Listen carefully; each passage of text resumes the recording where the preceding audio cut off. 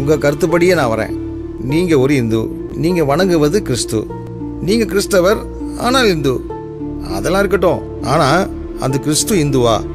அவர் வெள்ளைக்கார கடவுள் தானே? அவர் வெள்ளைக்கார கடவுள் இல்லை.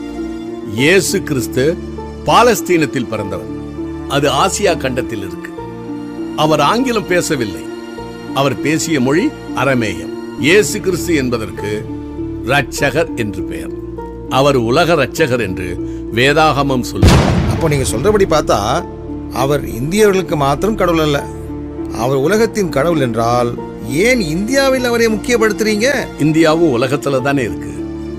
இந்தியா இந்துக்களுக்கு மட்டுமே என்று சொன்னால், இந்தியாவை படைத்தது இந்து கடவுள் என்றால் வெளிநாட்டை படைத்தது யார்? இந்து மதம் என்றால் இந்திய மதம் என்று பொருள். உலகில் எங்கும் அமெரிக்க மதம், இங்கிலாந்து மதம் என்று ஒன்றுமே இல்லை. இப்படி நாம் பார்க்கும்போது கடவுள் பலராக தெரியும். எல்லா கடவுளும் ஒன்றுதானே? இல்லை, எல்லாருக்கும் ஒரே கடவுள்.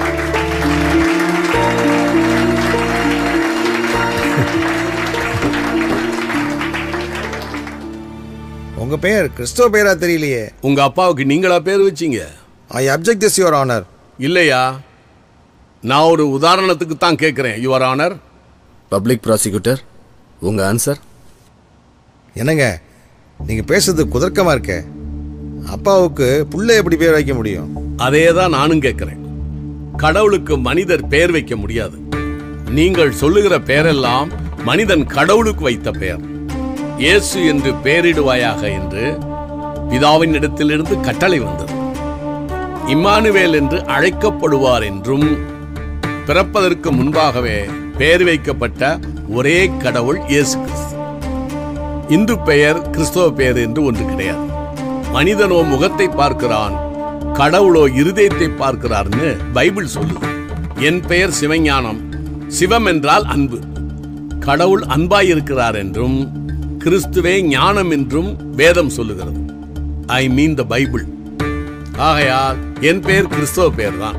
என்னுடைய மகனின் பெயர் குமரன். பிதா, குமாரன், பரிசுத்தாவி. இப்படி பார்த்தால் அவனுடைய பெயரும் கிறிஸ்தவ பெயர் தான். கனம் பொருந்திய நீதியரசரான ஐயாவின் பெயர் வெங்கடாசலபதி.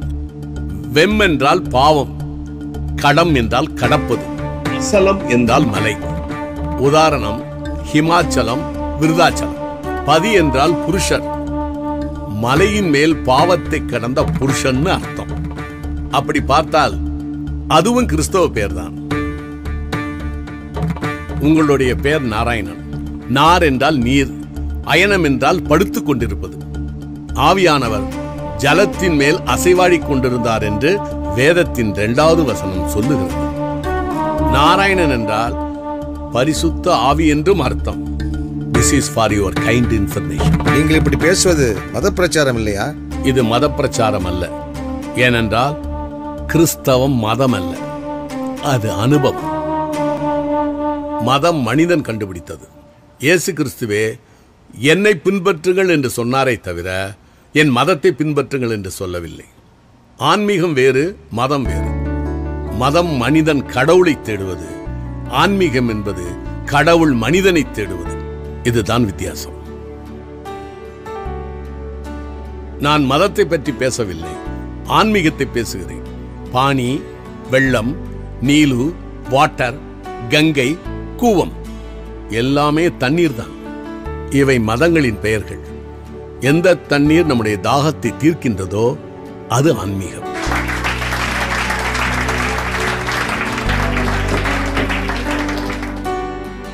சத்தியம் ஒன்றுதான் இருக்க முடியும். அந்த சத்தியம் என்ன என்று அறிந்த பின்பு இந்த உலகத்துக்கு சொல்ல வேண்டும் என்பது கடமை. சுவிசேஷம் விதைப்பது என் மேல் விழுந்த கடமை.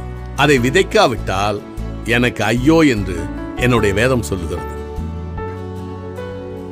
இந்த உலகத்தில் நமக்காக பிறந்து, நமக்காக வாழ்ந்து, நமக்காக உபதேசம் செய்து, சிலுவையிலே அறையப்பட்டு மரித்து 3ஆம் நாள் உயிர்த்தெழுந்து செல்லும் போது பயப்படாதிருங்கள், சதா காலங்களிலும் நான் உங்களோடு கூடவே இருக்கிறேன் என்று சொன்னவர் இயேசு கிறிஸ்து. எஸ்கியூஸ் மீ சார், இயேசு கிறிஸ்து மட்டுமல்ல, முருகப்பெருமானும் சொல்லியிருக்கார், யாம் இருக்க பயமேன். You are right sir. ஆனா ஒரு சின்ன வித்தியாசமும் இருக்கு. யாம் இருக்க பயமேன் என்று சொன்ன முருகப்பெருமான் கையில் வேல் இருக்கிறது. பயப்படாதிருங்கள் என்று சொன்ன இயேசு கிறிஸ்துவின் கைகளில் நமக்காக சிலுவையில் மரித்த காயம் இருக்கிறது. நீங்கள் உலகமெங்கும் போய் சுவிசேஷத்தை அறிவியுங்கள் என்று சொன்னவர் இயேசு கிறிஸ்து. அதைத்தான் ஒவ்வொரு உண்மையான கிறிஸ்தவனும் சொல்லிக் கொண்டிருக்கிறார். நானும் சொல்லுகிறேன். இதை ஏற்றுக்கொள்வதும் ஏற்றுக்கொள்ளாமல் இருப்பதும் அவரவர் விருப்பம். ஏற்றுக்கொள்வதற்கு பெயர் மதமாற்றம் அல்ல, மனமாற்றம்.